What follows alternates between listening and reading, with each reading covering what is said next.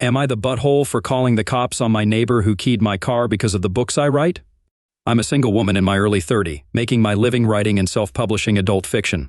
By adult fiction, I mean steamy romance with the majority of the plot being intimate scenes. I don't typically tell people what I write, but I do tell them that I write books for a living under a pen name. I'm not hiding it per se, but I'm not advertising it either, so none of my neighbors knew. Only a bunch of my friends. I live alone in my house, and pretty much all my neighbors are either young families or retired couples. My next-door neighbor is a young couple. We've been polite to each other, but we haven't been close. Lately, the husband, let's call him Roger, became very friendly towards me, which I tried to ignore. But he's been getting too flirty for my liking, so I started avoiding him. They had a barbecue over the holiday weekend, and I was taking the rubbish out to put in my bin. Roger looked at me, waved, and whispered something to his friend. They both watched me very carefully, which was incredibly creepy. On my way through my garden, I saw Roger's wife, Dahlia, leaving the house with her friend. They both looked at me with disgust and whispered something to each other. It was weird, and I hurried back inside. The next morning, I found some religious leaflets in my letterbox, warning about lustful behavior leading to hell, etc. I threw them away. But I kept finding similar leaflets for the next week. Since I work from home, I decided to see who's leaving them. To my surprise, it was Dahlia. I decided to confront her and ask her to stop putting religious leaflets through my door. Despite me being polite, she was not happy. She told me I should rethink my life because what I write is disgusting. It's actually pretty vanilla. She also said she found her husband reading it at night, and you can imagine what he was doing. She kept going on and on about how I'm going to burn in hell, how I have no morals, etc. I told her to stay away from me and discuss this with her husband. Then I closed the door in her face. A day later, I found the word expletive painted on my door. A few days later, I caught her keying my car. She was almost done with the word expletive again. I called the cops on her, and since I had installed cameras after the door incident, she's being taken to court over keying my car. I talked to another neighbor about it, and she told me that I went overboard, that Dahlia was clearly insecure, but she's a lovely woman and a great mother. And I should have talked to her instead of calling the cops and given her a chance to change her behavior. Am I the butthole for calling the cops and not giving Dahlia a chance? Wait, hold up. You did give her a chance. Did I misread this? Let me get this straight. You literally did try to talk to her. You confronted her about the leaflets and were polite, but instead of backing off, she doubled down, saying you were disgusting and were going to hell.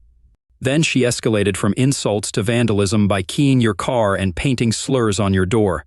You gave her a chance, and she threw it back in your face. Also, how can your neighbor say Dahlia is a lovely woman when she's out there vandalizing your property? That's not lovely, that's downright trashy behavior. Honestly, the real problem here seems to be her husband. Dahlia is clearly insecure, but can you blame her? Her husband is sneaking around reading your books at night, which makes the whole situation worse.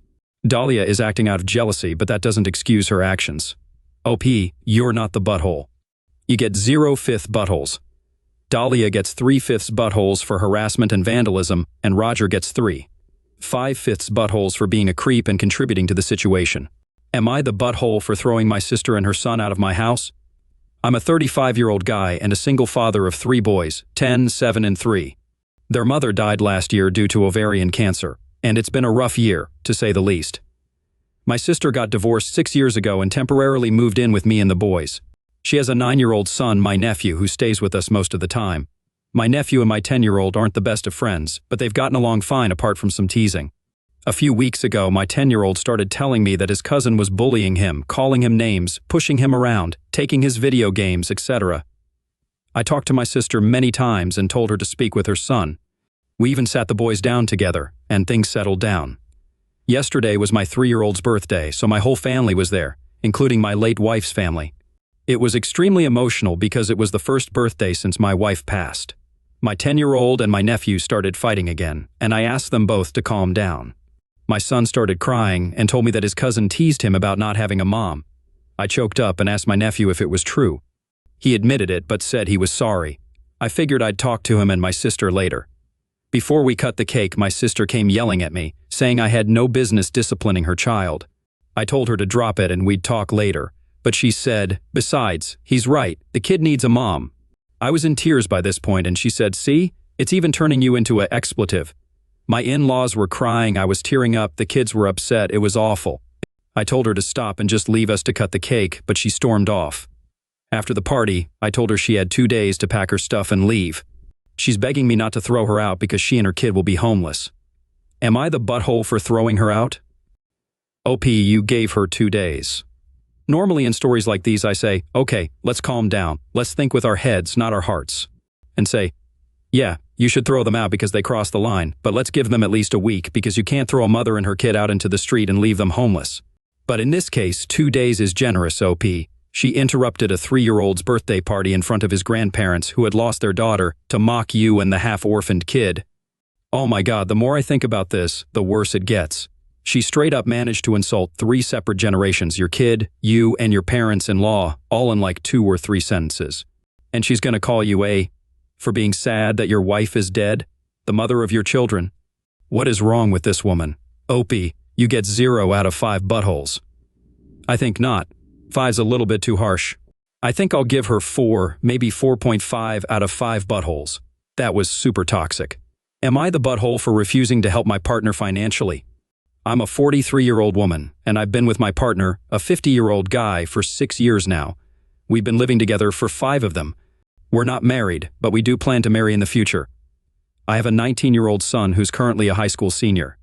My partner has a 21-year-old daughter who's going to college. There's some background you need to understand the issue. When I met my partner, I was a widow of 3 years. I'm lucky enough to have a very lucrative business and some family money.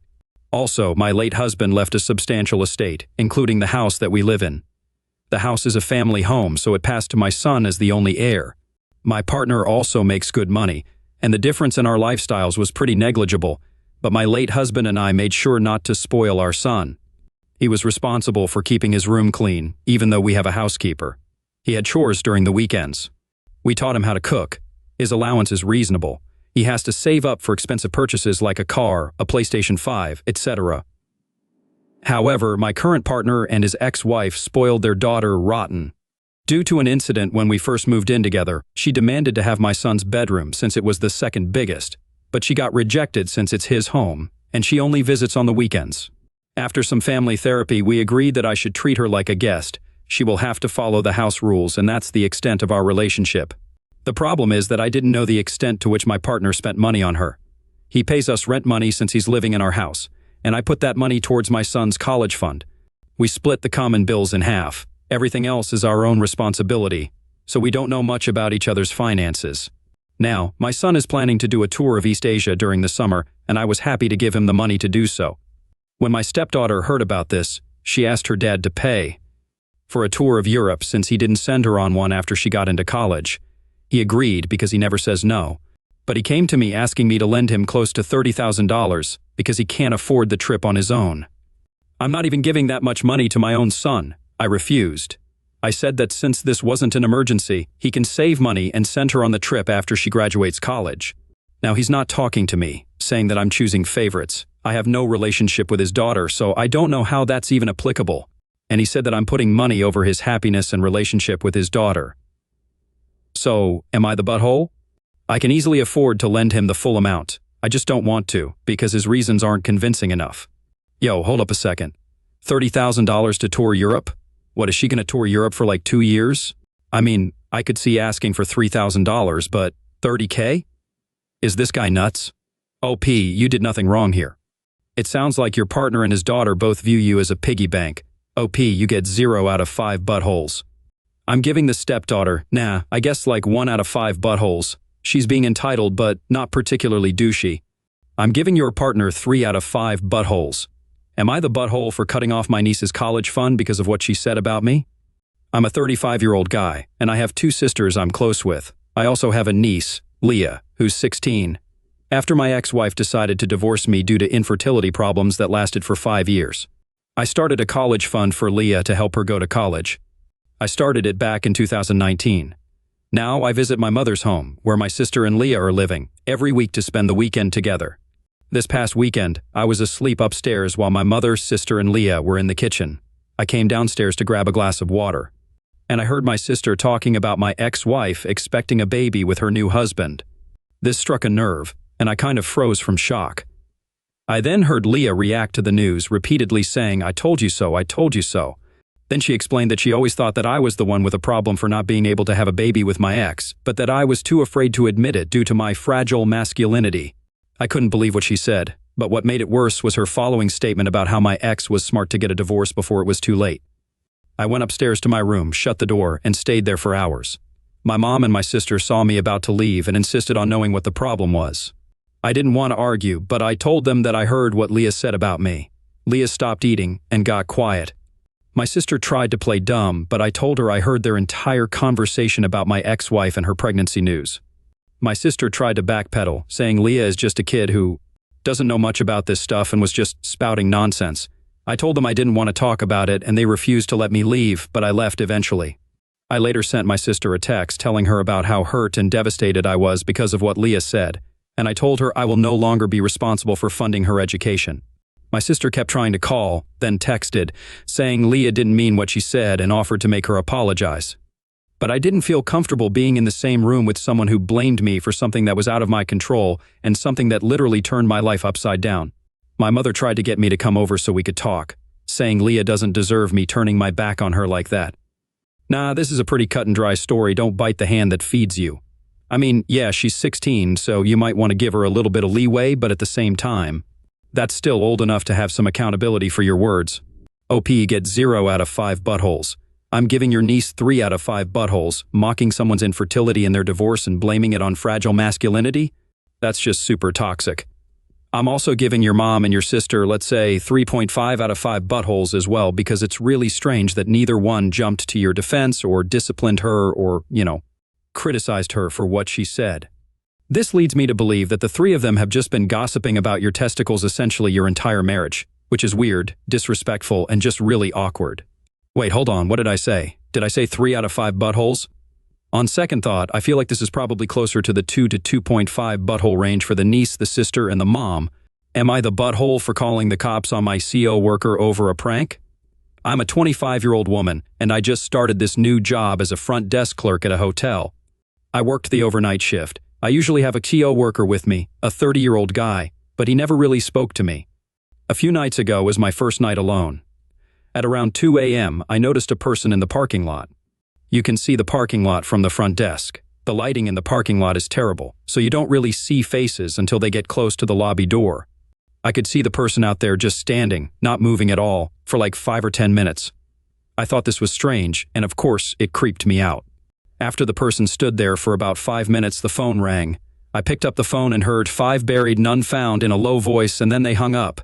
At this point, I was terrified, so I ran to the back room and called 911-1. I explained to the operator what was going on, and they sent a couple of cops to the hotel. When the cops arrived, one cop went to talk to the person outside, and the other one was at the front desk talking to me, saying that the person outside claimed that he also worked here. I was confused, but also admitted that I hadn't seen the person's face, just their silhouette. At this point, the other officer and the person from the lot came in, and it turns out that it was my coworker. He was upset at me, saying that he never would have tried to prank me if he knew I was going to call the cops to try to get him arrested. I didn't go through with pressing charges, but I did tell my manager what happened the next morning. It's been a few days now, and I guess he told the other coworkers what happened, and now no one is really speaking to me, and they're giving me a bit of an attitude. I feel like I took it a bit too far with calling the cops. Am I the butthole?